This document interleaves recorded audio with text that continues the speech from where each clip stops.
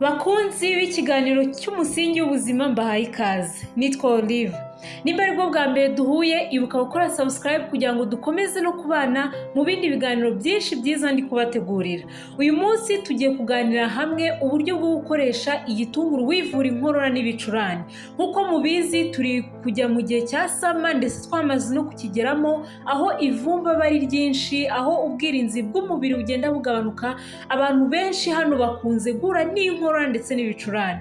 Niyo mpamvu ngiye kubafasha gusobanukirwa uburyo ushobora kwifashisha igitunguru wivura ibicurane ndetse n'inkorora. Ngira ngo hari uburyo butandukanye abantu benshi bari basanzwe bazi, ariko ndabizi muraza gutungurwa kuko hano hari ubushakashatsi nakoze kandi bwanyeretse byinshi bitandukanye mu buryo bwo kwifashisha igitunguru wivura inkorora.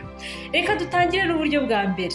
Uburyo bwa mbere bwo kwivura inkorora ndetse n'ibicurane ni ukwifashisha igitunguru, tungurusumu ndetse n'ubuki. Ndabizi ugiye kwibaza ngo ubikora gute. Mbere na mbere ufata igitunguru ukagikata, wamara kugikata ukagishyira ku ruhande, ugafata tungurusumu nazo ukazikata, ubundi ukazivanga. Wamara kuzivanga ugafata byibuze utuyiko tubiri tw'ubuki ugashyiramo, ukabipfundikira, ukabireka mu ijoro ryose, ubundi ukabikoresha bukeye bwawe. Iyo bukeye ufata igitunguru na tungurusumu biba byamaze gukora umutobe mwiza cyane, ubundi ukabikamura ukabinywa. Ku bana bafata akayiko kamwe inshuro ebyiri ku munsi, bakabikoresha kugeza inkorora n'ibicurane bishize. Naho ku bantu bakuru bakoresha utuyiko tubiri mu gitondo ndetse na nimugoroba kugeza inkorora n'ibicurane bishize.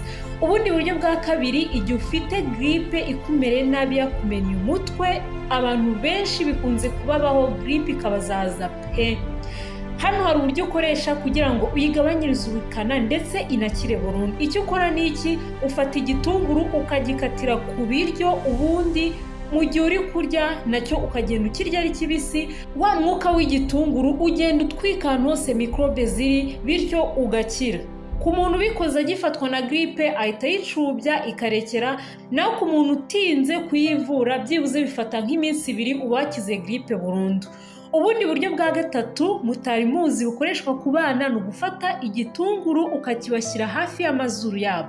Ibi birakora cyane yaba ku mwana ufite gripe, yaba ku bana bafite amasinezite bafunganye, yaba ku bana bafite tonsillitis. Ibi birakora cyane. Ufata igitunguru ukagishyira hafi y'izuru ry'umwana akagihumeka. Si ku bana gusa ahubwo no ku bantu bakuru, nawe wagifata ukacyegereza amazuru ugakomeza ugenda uhumeka wa mwuka w'igitunguru. Namwe murabizi ukuntu kiba gifite ubukare bwinshi, uriya mwuka uragufasha neza ukagenda ukica mikorobe zose ugakira.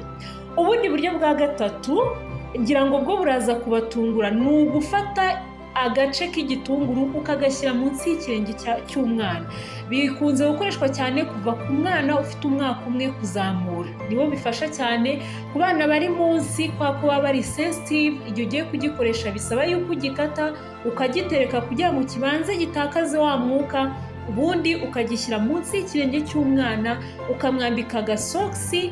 Biramufasha cyane, byongera immunity, byongera blood supply, umwana amera neza cyane. Ndetse no ku bantu bakuru nawe ushobora kubigerageza. Ufata igitunguru kigikata ukagishyira munsi y'ikirenge cyawe, ubundi ukambara sogisi. Ku bana batoya ukikimushyiramo kimaramo isaha imwe, ubundi ukagikuramo ukongera kubikora undi munsi ukurikiye. Birafasha cyane, bimukiza inkorora, bimukiza gripe. Niyo afite n'umuro wateye na gripe, igihe ataragera kwa muganga ushobora kubyifashisha bikaba biri kugufasha.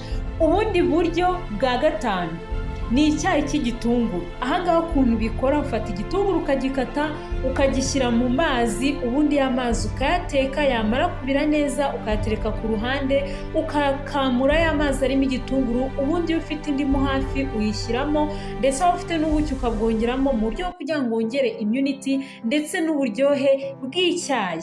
Ese haba hari ubundi buryo waba uzi ushobora gukoresha igitunguru? Twandikire muri komenti kugira ngo dukomeze dusangire ibitekerezo, bityo tuze kunyura muri ino sama itoroshye harimo izuba ryinshi, tuyinyuremo neza dufite ubuzima bwiza, twese twemye, hehe n'inkorora, hehe n'ibicurane. Ndabashimiye cyane mwebwe twabanye muri ikiganiro cy'uyu munsi, ndetse mbararikira gukomeza gukurikira ibindi biganiro. Sangiza iki kiganiro abandi ndetse bikaba gukora subscribe kugira ngo dukomeze kubana